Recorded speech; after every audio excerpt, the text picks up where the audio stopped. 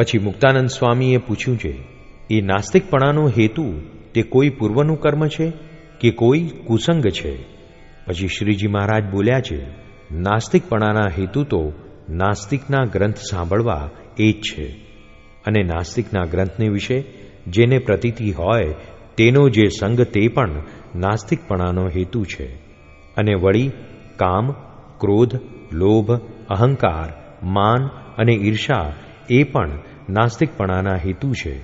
કેમ જે એ માયલો એકે સ્વભાવ વર્તતો હોય ત્યારે નારદ સનકાદિક જેવા સાધુ વાત કરે તોય પણ મનાય નહીં. અને એ નાસ્તિકપણું મટે ક્યારે?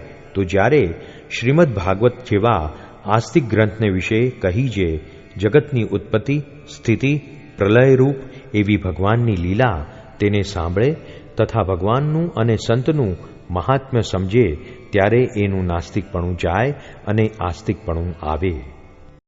જય સ્વામિનારાયણ દયાળુ. આપને આ વિડિયો પસંદ આવ્યો હોય તો અમારી ચેનલને સબસ્ક્રાઇબ કરો, લાઇક કરો અને દરેક સત્સંગીઓને શેર કરો.